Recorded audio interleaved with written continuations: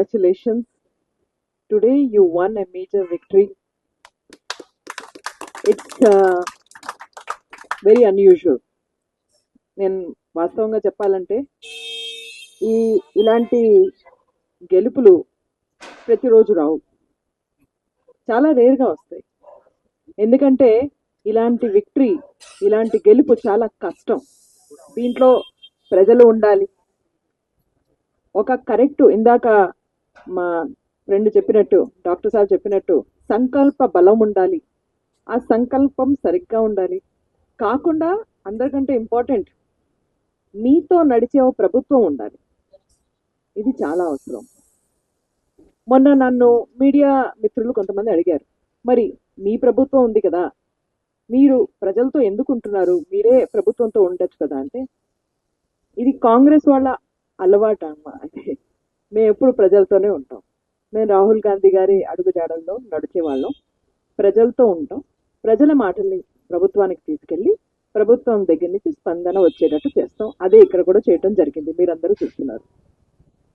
ఈ journey, as Ranbir ji said, a lot of our friends mentioned and remembered, it started in 2022. ఈ మొత్తం process 2020 అంటే 3 ఏళ్ల క్రితం మొదలైంది. ఆ టైంలో ఇంకొక పార్టీ ప్రభుత్వం ఉండేది. చాలా ఫైట్ చేసాం, అన్ని రకాలుగా ఫైట్ చేసాం, మెమోరాండమ్స్ ఇచ్చాం. వాళ్ళు ఎందుకనో లిక్కర్ షాప్ వైపు ఉండే, ప్రజల వైపు ఉండలే. ఎన్నోసార్లు చెప్పాం. మన బస్తీల నుంచి వచ్చిన మహిళలు కూడా దీనికి సపోర్ట్ పలికారు అప్పుడు. అలాగే ఇక్కడ ఉన్న వాళ్ళందరూ కూడా, అందరం కలిసి ఫైట్ చేసినా సరే గవర్నమెంట్ నుంచి స్పందన రాలే. ఆ వైన్ షాప్ అక్కడే ఉండే. తాగుబోతులు ఎన్నో ప్రాబ్లమ్స్ క్రియేట్ చేయడం జరిగింది. అక్కడ లైట్ సరిగ్గా ఉండేది కాదు. అక్కడి నుంచి మహిళలకి వెళ్ళాలి రావాలి అంటే కష్టంగా ఉండేది. పిల్లల్ని బయటికి పంపించుదామా అంటే 7 తర్వాత పిల్లల్ని బయటికి పంపించలేము అని కుటుంబాలు లోపలే ఉండేవాళ్ళు. అలాగే రోడ్ల మీద బైక్లు బళ్ళు నడుపుకుని ఇక్కడ కాలనీ దాకా రావాలి అంటే అక్కడ తాగిన వాళ్ళు రోడ్ల మీద పడి ఉండేవాళ్ళు.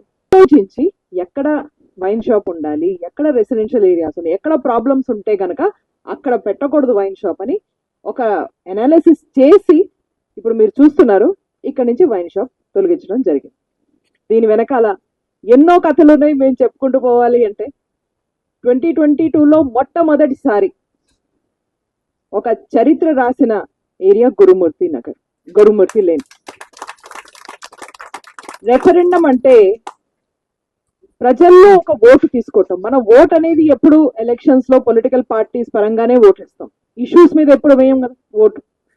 కానీ ఓటింగ్ ఒక ఇష్యూ మీద, అంటే వైన్ షాప్ ఇక్కడ ఉండాలా ఉండకూడదా అనే ఒక ఎలక్షన్ పెట్టడం జరిగింది. ఇదే మీరు ఎక్కడ కూర్చున్నారో ఇక్కడే ఒక పోలింగ్ బూత్ ఉండే, ఇక్కడ పోలింగ్ బూత్ ఉండే మెయిన్ గా. అలాగే ఇలాంటి 5 పోలింగ్ బూత్స్ పెట్టడం జరిగింది ఈ మొత్తం ఏరియాని కవర్ చేస్తూ. 500 నుంచి 600 ఓటర్స్ కి ఒక పోలింగ్ బూత్ లా పెట్టి ప్రతి వారి దగ్గర నుంచి ఓట్ సేకరణ జరిగింది.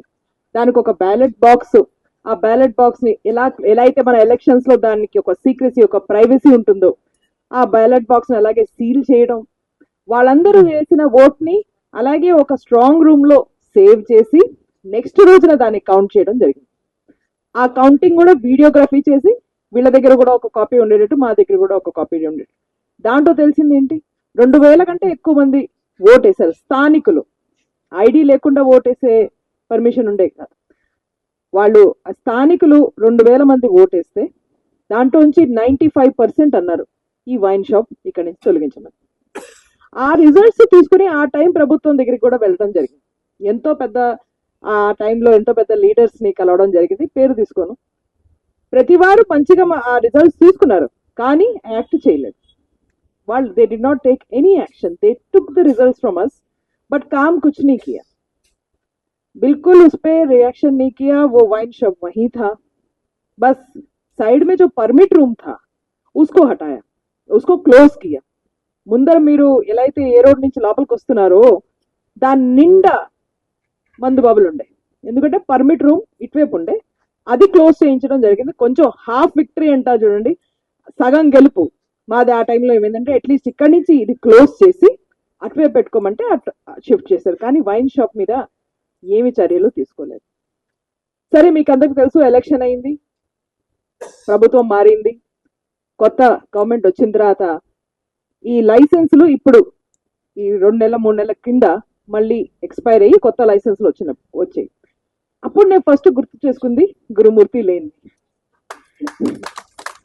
ఎందుకంటే మనం ఎంతో ప్రయత్నం చేసి ఇక్కడ వందలాది వేలాది మంది మాకు వైన్ షాప్ వద్దు, మా పిల్లలు చదువులు వాళ్ళ మీద ఫోకస్ చేయకుండా ఇలాంటి వ్యసనాల మీద, ఇలాంటి అలవాట్ల మీద ఫోకస్ చేయడం జరుగుతోంది. మహిళలు నడవలేకపోతున్నారు, రాత్రి ఆ రోడ్డు మీద అసలు కాలు పెట్టడం కుదరట్లేదు. స్థానికులు ఎంతో ఆందోళనకి గురి అయి ఉన్నారు. ప్లీజ్ ఈ వైన్ షాప్ ని షిఫ్ట్ చేయమంటే అవ్వని వైన్ షాప్ ని ఇప్పుడు షిఫ్ట్ చేయడానికి ఒక ఆపర్చునిటీ వచ్చింది, ఒక అవకాశం వచ్చిందని నాకు ఎంతో సంతోషమైంది. మేము దీన్ని మళ్ళీ చెప్పాలంటే రెసిడెంట్స్, మహిళలు ప్రత్యేకంగా ఒక మంచి ఆర్గనైజేషన్ తయారు చేసుకుని ఒక్కొక్క స్టెప్ ఫాలో అవుతూ క్యాండిల్ లైట్ విజిల్స్, అలాగే మార్చెస్, డెమాన్స్ట్రేషన్స్ కాకుండా ఒక రెజల్యూషన్ లాగా రాసి దానికి 200-300 కంటే ఎక్కువ మంది సిగ్నేచర్స్ డోర్ టు డోర్ వెళ్ళి తెచ్చుకొచ్చుకుని వాళ్ళు ప్రభుత్వానికి సబ్మిట్ చేయడం జరిగింది. సరే, ప్రభుత్వం అనుకూలంగా రెస్పాండ్ అయింది.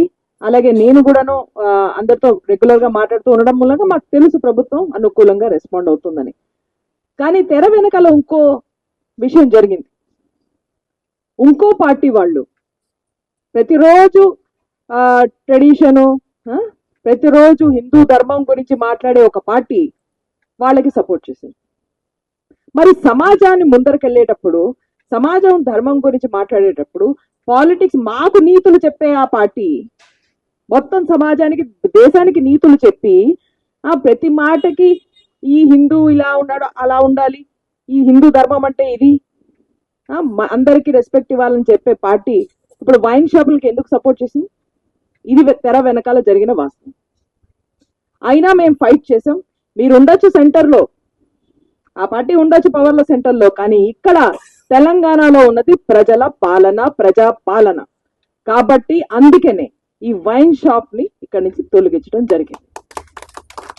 నేను మీకు ఎందుకు చెప్తున్నానంటే, మిగతా పాలిటిషియన్స్ లాగా నేను దీని గురించి పాలిటిక్స్ చేయలేదు. స్టార్టింగ్ లో చేయలేదు, ఇప్పుడు చేయలేదు, ఎప్పుడు చేయను. ప్రజల వైపే ఉంటాను, వాళ్ళ వైపే ఏమైనా ఫైట్ చేయాలంటే వాళ్ళ వైపు నుంచి చేస్తాను. కాబట్టి మీకు చెప్తున్నాను, మిగతా వాళ్ళు చెప్పకపోవచ్చు, మిగతా రకమైన పొలిటీషియన్స్ చెప్పకపోవచ్చు, నేను మీకు చెప్తున్నాను, చాలా జాగ్రత్తగా ఉండాలి. హిందూ ధర్మం గురించి మాట్లాడే వాళ్ళు వైన్ షాప్ ని సపోర్ట్ చేస్తారు. ఇది ఇక్కడ ఉన్న వాస్తవం. సరే, ఇప్పుడు నేను ఒక సింపుల్ మాట చెప్తున్నాను. మనందరికీ హక్కులు ఉన్నాయి సమాజంలో.